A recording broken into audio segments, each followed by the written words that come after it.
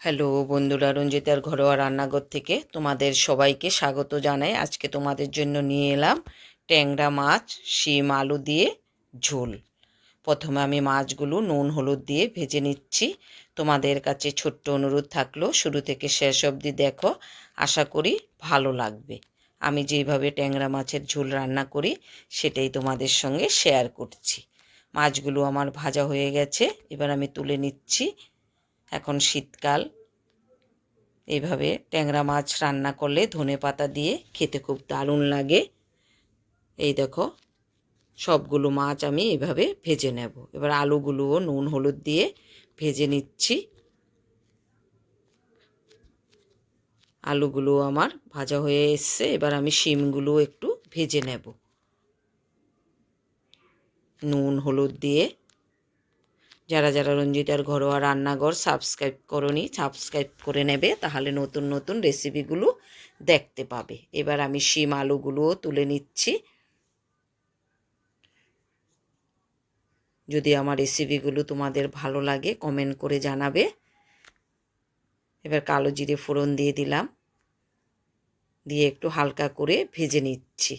এবার আমি পেঁয়াজ কুচি দিয়ে দিলাম, পেঁয়াজটাও আমি লাল করে ভেজে নেব। টমেটো দিয়ে দিলাম।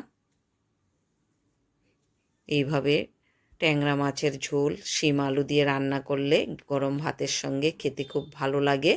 হলুদের গুঁড়ো লঙ্কার গুঁড়ো দিয়ে দিলাম পরিমাণ মতো, জিরের গুঁড়ো ধনের গুঁড়ো আর আদা বাটাটাও দিয়ে দিলাম। দিয়ে একটু জল দিয়ে মশলাটা আমি একটু সময় ধরে কষে নেব।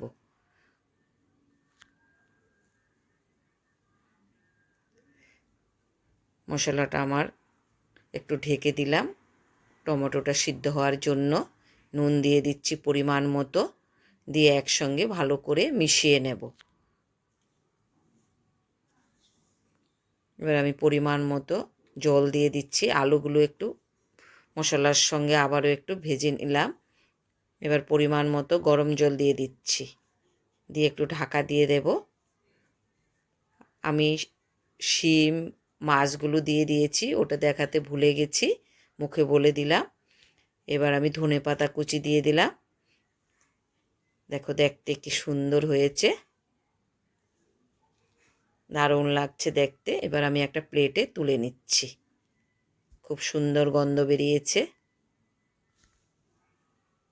খেতেও খুব সুস্বাদু হবে আশা করি। এই দেখো, দেখতে এরকম হয়েছে। যদি রেসিপিটা তোমাদের ভালো লাগে লাইক শেয়ার করে দিও। সবাই ভালো থেকো, সুস্থ থেকো।